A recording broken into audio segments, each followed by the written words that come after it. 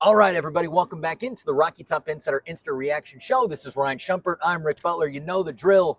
Tennessee defeats UConn by a score of 59-3 here in Neyland Stadium. Ryan, there are a lot of different headlines we could go with this game. We could talk about Joe Milton's impressive first half. We could talk about Nico Iamaleava coming into the game.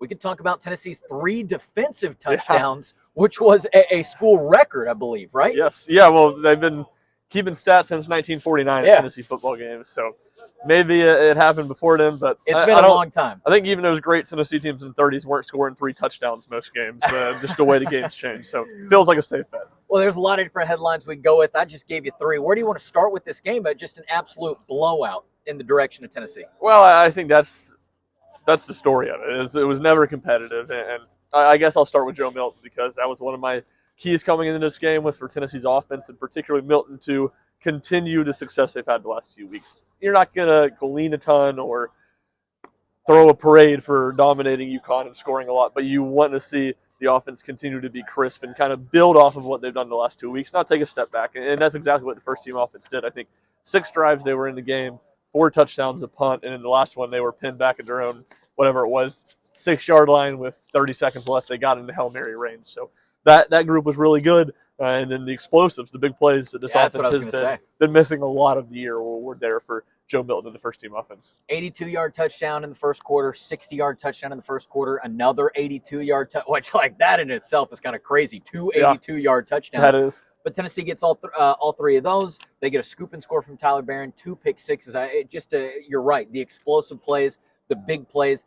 Not that UConn was a team that was going to fight and claw their way back into the game, but man, those are just such deflating plays for the opponent's sideline, inspiring plays for Tennessee's. No doubt, yeah, and I think that's a continued theme of where Tennessee's defense is better this year. They've been a lot better at forcing turnovers, a lot more opportunistic. Obviously, they had the pick 6. Kamal Haddon did against Texas A&M, and then or against South Carolina, and 3 defensive touchdowns today. That the game was already over, but it really opened it up. And the way Josh Heupel made it sound like it maybe speeded up the process of getting some of those bench guys in the game. It would have been curious to see if Nico Iamaleava would have came in and start the second half if it weren't for the 2 defensive touchdowns before that. But obviously that made that a simple question, and Tennessee got to work in a lot of guys off its bench very early in the second half. And they got, 4 quarterbacks in the game, right? They did, yeah. Even to Navy Schuler right there at the very end. Yeah, so again, they like to do that to make sure at least all those guys get to play at some point in the season. And this was really the last opportunity. They might have one at Vanderbilt, but they're obviously not going to risk relying on that. So Gaston Moore, I think that last drive was kind of heads up. Navy Schuler didn't even start the drive, but just the way the clock was running, and Tennessee was kind of able to sustain one. They went ahead and got Navy Schuler in the game, and a nice run from him as well. Yeah, absolutely. Jalen Wright goes for 113 yards on the ground. Tennessee just had an absolute slew of guys behind them adding to that total, but they end up with 279 yards on the ground, plus you get to 375 passing yards from Tennessee's offense as well, 254 from Joe Milton, 86 from Nico Iamaleava. The people wanted to see Nico. They wanted more. This was something that we had been hearing about all week. This is something we talked about on our last podcast. What did you think of the way he was able to go in? I believe 11 of 14 5 of 9 passing for those 86 yards. He also found McAllen Castles right here near the end zone. Castles was able to rumble his way into the end zone after that. But man, that just took the roof off of Neyland Stadium if there was one. The people loved it, but you got a little bit of a glimpse of the future. Yeah, you did, and we saw what we've seen from Nico when he's played this year, which is really good pocket presence, good at extending plays, and I think that's maybe what stood out the most. 3 third downs Tennessee converted with him in, all of them third and intermediate or longer. 2 of them he broke, contained, and made nice passes, and then the other one he kind of ran up the middle for it and made a nice little juke move on a safety for a 25-yard gain. So he looked good. He showed a lot of what we've seen, but in a little bit of a larger dose. I think there have been some drops from receivers in games earlier this year when he's gotten in. None of those. So Josh Heupel said some mechanical things, some communication things that he'd like to clean up, but overall he was really pleased with his performance. Yeah, it wasn't it wasn't certainly drive break or anything like that, but he sailed maybe a pass here and there. Joe Milton did say after the game, he said, hey, later today, Nico and I are going to come together and we're going to already start looking at the tape. So you can tell that there's a great relationship with them right there.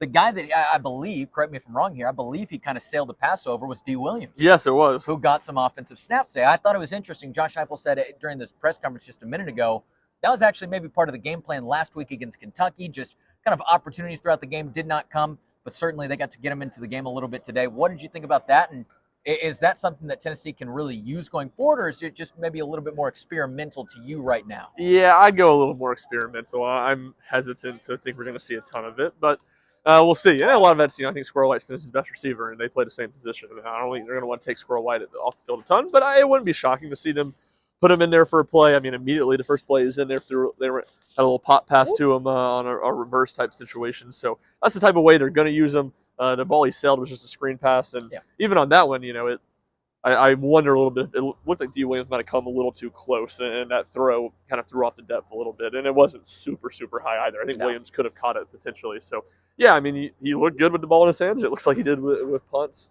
Still, at this point in the season, they were so late on kind of getting this train rolling. And 2 really big games the next 2 weeks, and then Vanderbilt. I'd be a little surprised if we see a lot of him. Yeah, absolutely. And certainly those SEC games going on right now. Yeah.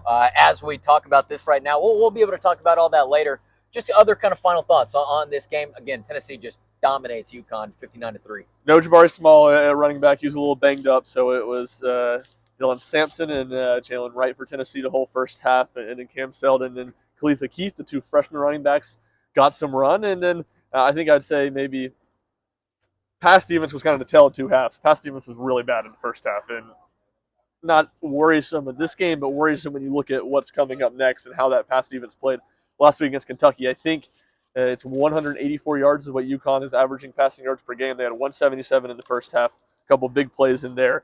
So that's something to watch out for. But obviously, it was much better in the second half, and it goes both ways with the secondary and the pass rush. The pass rush was much better in the second half, and that directly led to both of the pick sixes. Is that something you think you've maybe seen more recently, kind of opponents trying to attack Tennessee in the middle of the field with their passing game?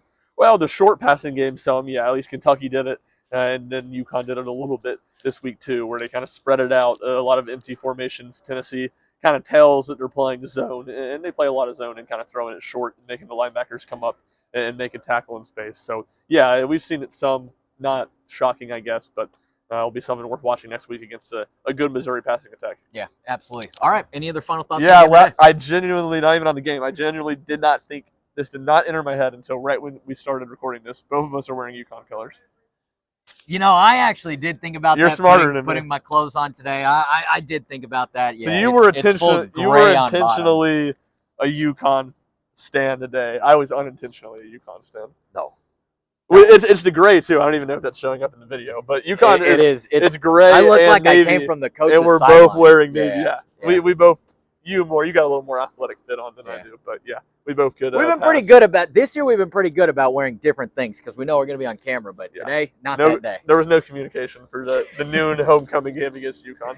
Tennessee had on their Summit Blues. We have on our Navy Blues right now. But either way, Tennessee dominates UConn to a score of 59-3 right here in Neyland Stadium.